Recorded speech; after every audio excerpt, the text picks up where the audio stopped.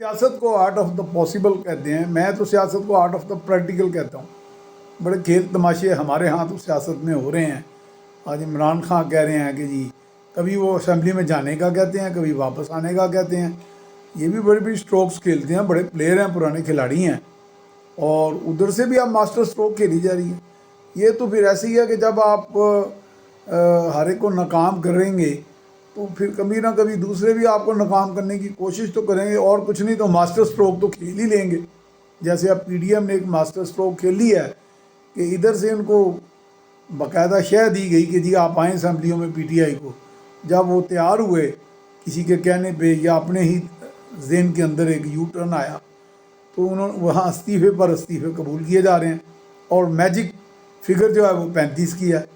اور کمال حسن جمہوریت کا کہہ لیں یا آئین کا کہہ لیں کہ آئین میں اس پہ کوئی چیز کی قدغن ہی نہیں ہے اسپیکر پر کہ وہ 35 استعفے قبول کرے یا 35 کرے یا 10 کرے یا 6۔ 35 کی فگر چونکہ ہمارے ہاں ایک اومن بن گیا ہے، ایک میجک فگر ہے ہمارے ملک میں، تو سیاست میں سیاست میں تو پھر یہ سارے کام ہوتے ہیں۔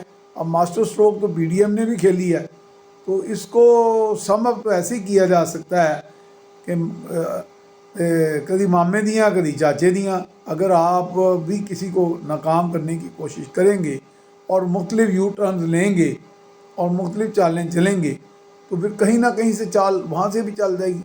تو کبھی مامے دیاں کبھی چاچے دیاں نہیں ہیں، ماسٹر سٹروک کھیلا انہوں نے پی ڈی ایم نے۔ تو کچھ ایسے دکھائی دے رہا ہے کہ انہوں نے بھی اب راستے نکالنے شروع کر لی ہیں۔ گو کہ عمران خان اور ان کی پارٹی کو کئی جگہ سے ریلیف بھی مل جاتا ہے، الیکشن کمیشن بھی ہاتھ ہولا رکھتا ہے، عدالتوں میں بھی ہاتھ ہولا رکھا جاتا ہے، اور کافی حد تک ان کو لاڈلے پن کا بھی سرٹیفکیٹ ان کے پاس چل رہا ہے۔ لیکن اب لگ رہا ہے کہ پی ڈی ایم کے پاس بھی کوئی شریف الدین پیرزادہ ان کے ہاتھ لگ گئے ہیں، جو کوئی نہ کوئی قانونی ماسٹر سٹروک ان کو بتائے جا رہے ہیں، اور قانون کو تو بس وہ موم کی گڑیا بن گئی، موم کی ناک ہے، جدھر مرضی موڑ لیں، اور یہ کچھ ہے، سارا کھلواڑ ہو رہا ہے۔ قوم کہاں کھڑی ہے؟